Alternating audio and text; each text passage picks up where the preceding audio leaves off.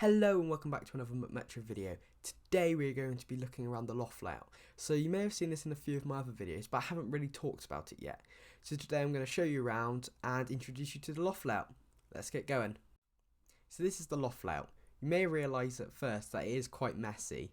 Now I use this mostly as a test track at the moment, testing my longer locos and my DCC locos, and it hasn't really been touched in a few years. So it's pretty much just left how it was 2 years ago. However, since then I've grown my modelling skills a lot, and I can see also that I haven't added pretty much any scenics to this. So it measures 13'4" by 5'6", which is pretty decent. And when I originally built it, I decided to call it Types Junction. That's why you can see a Types Junction sign on the right side of the screen.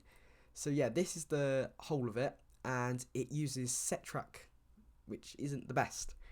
However, since then I've discovered the world of non-set track. Yes. So yeah, but as I said, I made this quite a few years back now, and this is also why my mini exhibition layout also uses set track, because since then I've also discovered the world of non-set track, which I would definitely use now if I were to start a new layout. However, we're not at that point right now. So working our way around from right to left, first we see the turntable. So I've had this turntable for quite a long time, and I only actually a few weeks ago put it on this layout just to have a bit of fun with, using an old Hornby DC controller. Now that's where it's not going to sit forever. As you can see, it is hanging off the edge, so I'm going to have to find a more permanent spot for it. Now moving on around a little bit further, you can see mostly the right hand side of the layout. So this bit is quite messy, full of lots of random things I've made and collected over the last few years, with the sign and loads of wagons and coaches, which you'll see more of in a minute, kind of cluttering up the area. So yeah, this is where I kind of just leave stuff that may one day have a use. So moving around slightly further, you can see the front of the station and my controller, which we'll get more onto in a minute. But you can also see a few super quick buildings, which you can see the green one there, and you can see a few more of my coaches, and also you can go on to see more of my Scaledale buildings, which I've set up, which is probably one of the only nice looking things on the layout.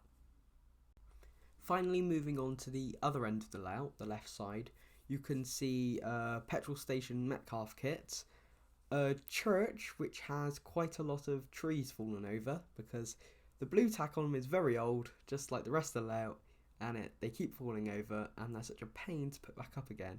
You can also go on to see a little shed area and a few Gauge Master plastic kit buildings, which I'm going to go on to more now.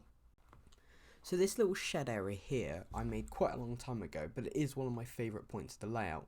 So I got little stones from the garden and put them round to make them look like some fancy little road where it goes up to someone's shed, which had a car in, I believe, and I stuck a few trees around it. So I actually made the shed at a kit building thing at Pekarama quite a few years back. Also, the houses here, well, the pub and the house, I got from Peterborough 2016. And yeah, they're Gauge Master kits, and they're pretty easy to construct. However, I'm not sure about the glue marks on them.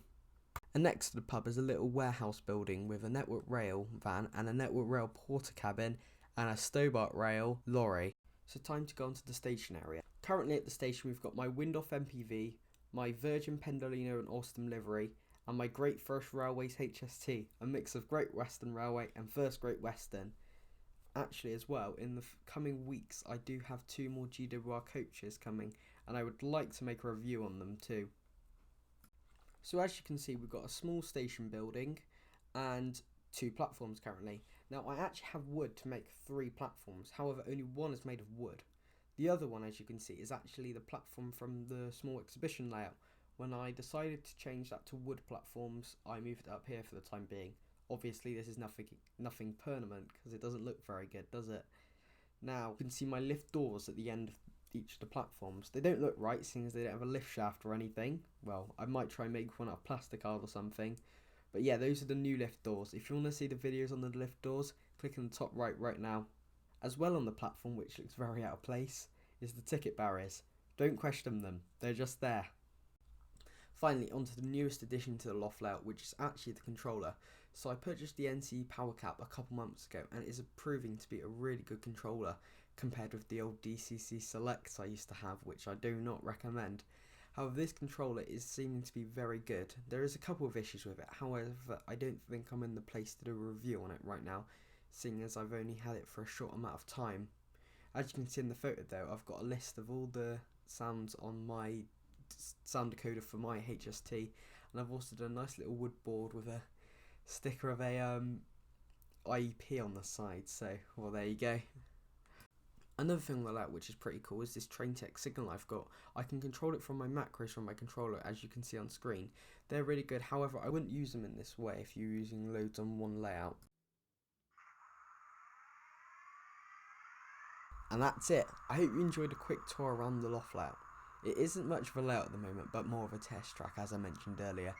I don't really know what I'm going to do with the layout at the moment, with other projects such as the exhibition layout and the diorama. It will always be here, so we'll have to see. Anyway, thank you for watching today's video, and it'd be great if you could subscribe to the channel and like this video. Also, feel welcome to leave a comment down in the description below if you would like to ask a question, make a video idea, or anything. So I hope to see you in the next video. See ya.